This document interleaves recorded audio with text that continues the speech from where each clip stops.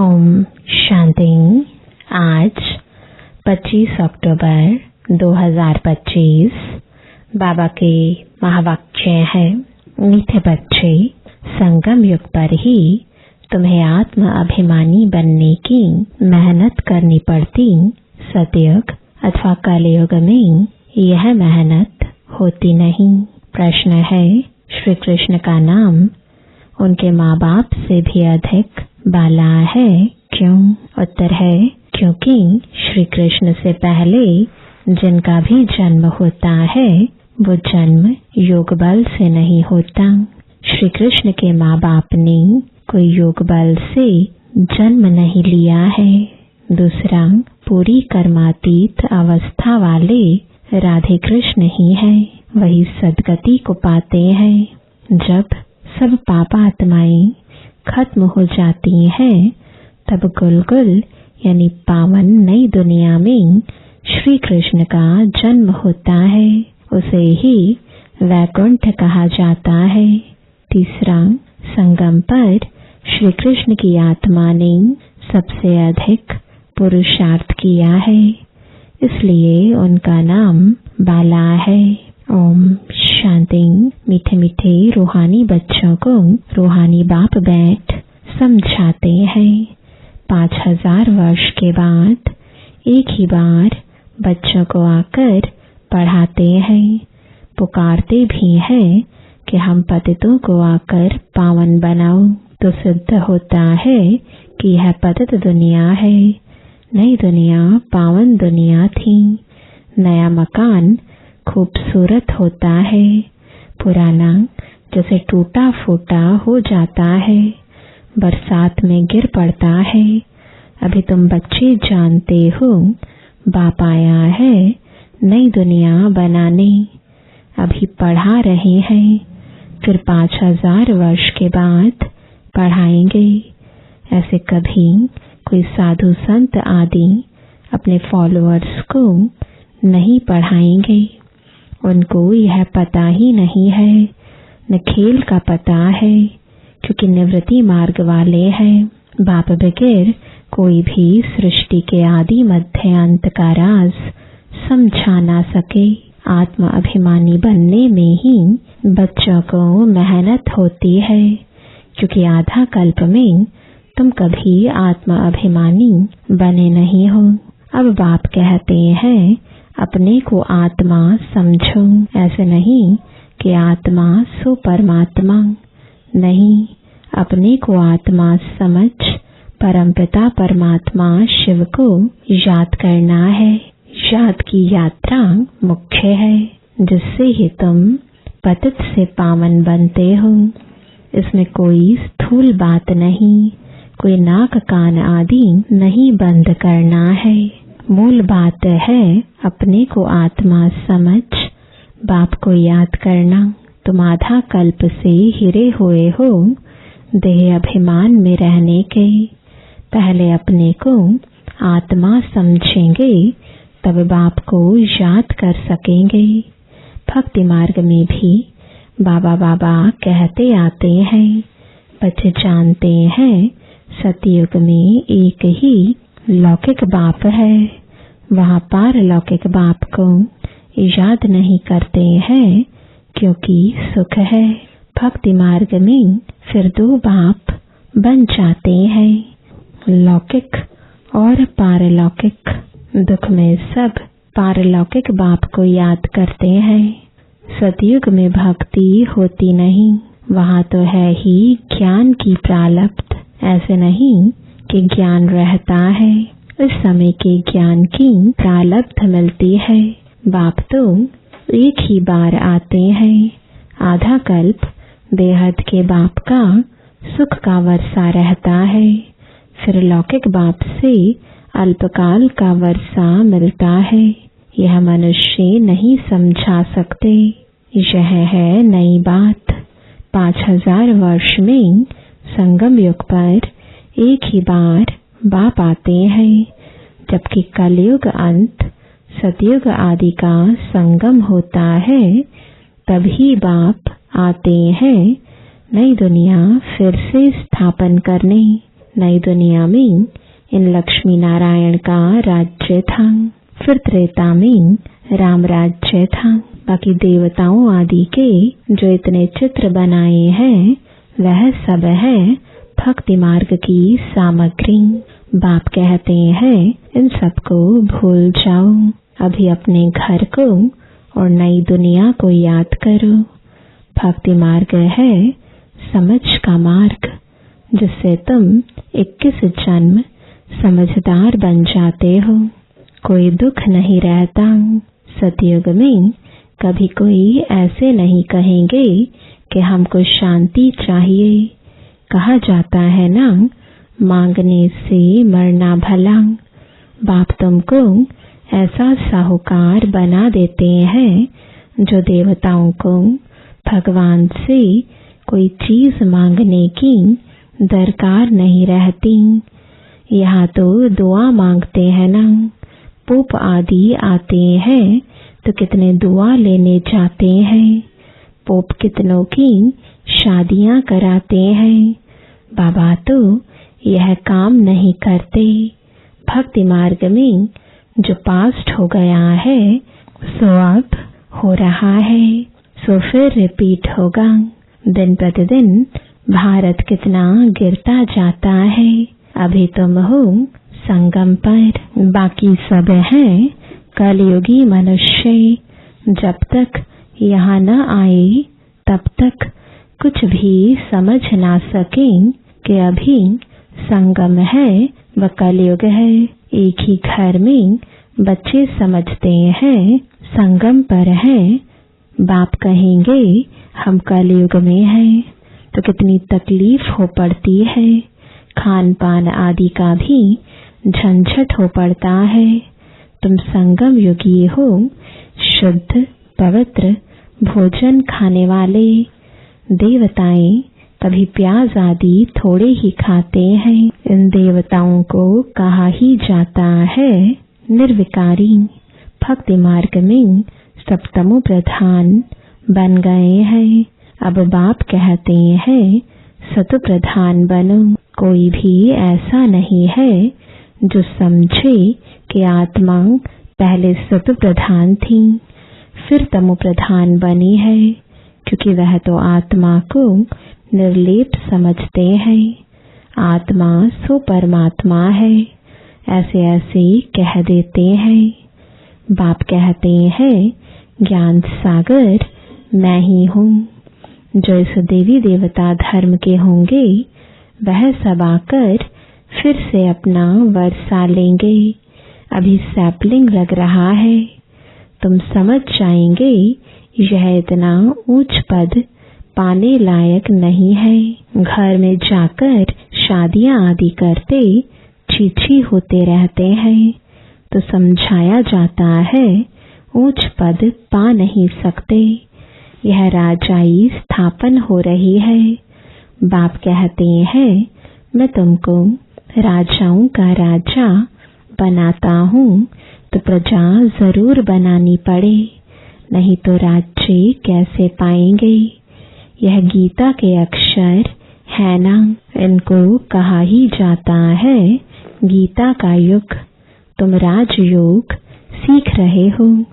जानते हो आदि सनातन देवी देवता धर्म का फाउंडेशन लग रहा है। सूर्यवंशी चंद्रवंशी दोनों राजाई स्थापन हो रही है। ब्राह्मण कुल स्थापन हो चुका है। ब्राह्मण ही फिर सूर्यवंशी चंद्रवंशी बनते हैं। जो अच्छी रीति मेहनत करेंगे वह सूर्यवंशी बनेंगे, और धर्म वाले जो आते हैं वह आते ही हैं अपने धर्म की स्थापना करने। पीछे उस धर्म की आत्माएं आती रहती हैं। धर्म की वृद्धि होती जाती है। समझो कोई क्रिश्चियन है तो उन्हों का बीज रूप क्राइस्ट ठहरा। तुम्हारा बीज रूप कौन है?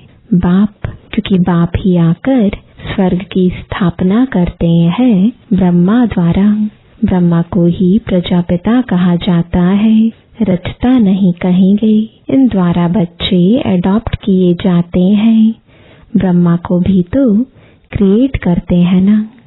बाप आकर प्रवेश कर यह रचते हैं। शिव बाबा कहते हैं तुम मेरे बच्चे हो। ब्रह्मा भी कहते हैं तुम मेरे साकारी बच्चे हो। अभी तुम काले चीची बन गए हो, अब फिर ब्राह्मण बने हो। इस संगम पर ही तुम पुरुषोत्तम देवी देवता बनने की मेहनत करते हो। देवताओं को और शूद्रों को कोई मेहनत नहीं करनी पड़ती। तुम ब्राह्मणों को मेहनत करनी पड़ती है देवता बनने के लिए। बाप आते ही हैं संगम पर। यह है बहुत छोटा युग, इसलिए इनको लीप युग कहा जाता है। इनको कोई जानते नहीं। बाप को भी मेहनत लगती है। ऐसे नहीं कि झट से नई दुनिया बन जाती है। तुमको देवता बनने में टाइम लगता है। जो अच्छे कर्म करते हैं तो अच्छे कुल में जन्म लेते हैं। अभी तुम नंबरवार पुरुषार्थ अनुसार गुलगुल बन रहे हो। आत्मा ही बनती है। अभी तुम्हारी आत्मा अच्छे कर्म सीख रही है। आत्मा ही अच्छे व बुरे संस्कार ले जाती है। अभी तुम गुलगुल यानी फूल बन अच्छे घर में जन्म लेते रहेंगे। यहाँ जो अच्छा पुरुषार्थ करते हैं तो जरूर अच्छे कुल में जन्म लेते होंगे। नंबरवार तो है ना। जैसे जैसे कर्म करते हैं ऐसा जन्म लेते हैं।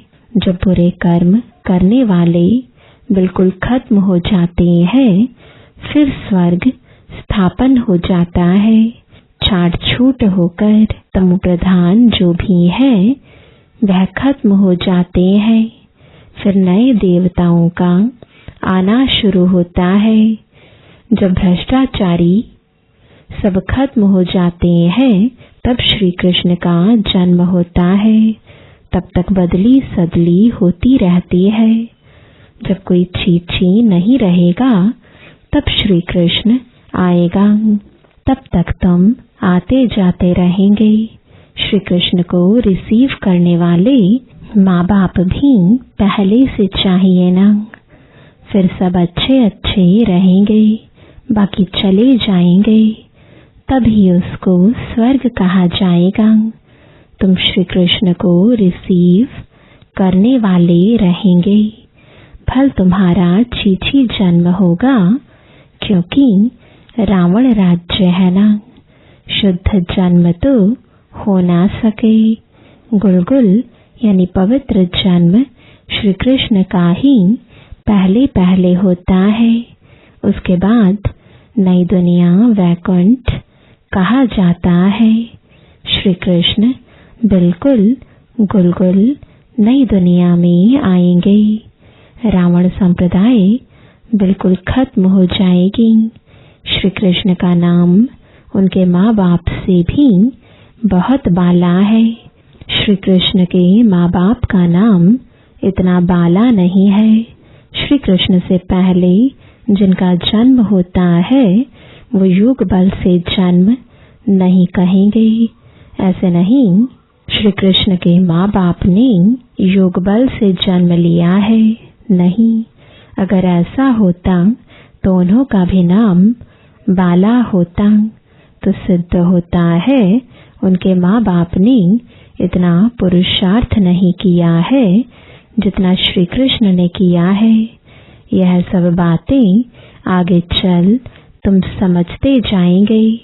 पूरी कर्मातीत अवस्था वाले राधे कृष्ण ही हैं। वही सदगति में आते हैं। पापात्माएं सब खत्म हो जाती हैं, तब उन्हों का जन्म होता है। फिर कहेंगे पावन दुनिया। इसलिए श्री कृष्ण का नाम बाला है। माँ बाप का इतना नहीं। आगे चल तुमको बहुत साक्षात्कार होंगे। टाइम तो पड़ा है, तुम किसको भी समझा सकते हो। हम यह बनने के लिए पढ़ रहे हैं। विश्व में इनका राज्य अब स्थापन हो रहा है। हमारे लिए तो नई दुनिया चाहिए। अभी तुमको दैवी संप्रदाय नहीं कहेंगे, तुम हो ब्राह्मण संप्रदाय। देवता बनने वाले हो, दैवी संप्रदाय बन जाएंगे, फिर तुम्हारी आत्मा और शरीर दोनों स्वच्छ होंगे। अभी तुम संगम योगी पुरुषोत्तम बनने वाले हो। यह सारी मेहनत की बात है। याद से विकर्माजीत बनना है। तुम खुद कहते हो याद घड़ी घड़ी भूल जाती है। बाबा पिकनिक पर बैठते हैं तो बाबा को ख्याल रहता है, हम याद में नहीं रहेंगे तो बाबा क्या कहेंगे। इसलिए बाबा कहते हैं तुम याद में बैठ पिकनिक करो, कर्म करते माशूक को याद करो तो वे कर्म विनाश होंगे। इसमें ही मेहनत है। याद से आत्मा पवित्र होगी, अविनाशी ज्ञान धन भी जमा होगा। फिर अगर अपवित्र बन जाते हैं तो सारा ज्ञान बह जाता है। पवित्रता ही मुख्य है। बाप तो अच्छी अच्छी बातें ही समझाते हैं। यह सृष्टि के आदि मध्य अंत का ज्ञान और कोई में भी नहीं है। और जो भी सत्संग आदि है वह सब है भक्ति मार्ग के। बाबा ने समझाया है भक्ति वास्तव में प्रवृत्ति मार्ग वालों को ही करनी है। तुम्हारे में तो कितनी ताकत रहती है। घर बैठे तुमको सुख मिल जाता है। सर्वशक्तिमान बाप से तुम इतनी ताकत लेते हो। सन्यासियों में भी पहले ताकत थी, जंगलों में रहते थे। अभी तो कितने बड़े बड़े फ्लैट बनाकर रहते हैं। अभी वह ताकत नहीं है। जैसे तुम्हारे में भी पहले सुख की ताकत रहती है, फिर गुम हो जाती है। उन्होंने भी पहले शांति की ताकत थी, अब वह ताकत नहीं रही है। आगे तो सच कहते थे कि रचता और रचना को हम नहीं जानते। अभी तो अपने को भगवान शिवोहम कह बैठते हैं। बाप समझाते हैं इस समय सारा झाड़ तुम प्रधान है, इसलिए सभी का उद्धार करने मैं आता हूँ। यह दुनिया ही बदलनी है। सब आत्माएं वापस चली जाएंगी, एक भी नहीं जिसको यह पता हो कि हमारी आत्मा में अविनाशी पाठ भरा हुआ है, जो फिर से रिपीट करेंगे। आत्मा इतनी छोटी है, इनमें अविनाशी पाठ भरा है जो कभी विनाश नहीं होता। इसमें बुद्धि बड़ी अच्छी पवित्र चाहिए। वह तब होगी जब याद की यात्रा में मस्त रहेंगे। मेहनत सिवाय पद थोड़े ही मिलेगा। इसलिए गाया जाता है चढ़े तो चाखे बैकुंठ रस, गिरे तो चकनाचूर। कहाँ ऊंच ते ऊंच राजाओं का राजा, डबल सिरताज कहाँ प्रजा। पढ़ाने वाला तो एक ही है, इसमें समझ बड़ी अच्छी चाहिए। बाबा बार बार समझाते हैं याद की यात्रा है मुख्य। मैं तुमको पढ़ाकर विश्व का मालिक बनाता हूँ, तो टीचर गुरु भी होगा। बाप तो है ही टीचरों का टीचर, बापों का बाप। यह तो तुम बच्चे जानते हो। हमारा बाबा बहुत प्यारा है। ऐसे बाप को तो बहुत याद करना है, पढ़ना भी पूरा है। बाप को याद नहीं करेंगे तो पाप नष्ट नहीं होंगे। बाप सभी आत्माओं को साथ ले जाएंगे, बाकी शरीर सब खत्म हो जाएंगे। आत्मा अपने अपने धर्म के सेक्शन में जाकर निवास करती है।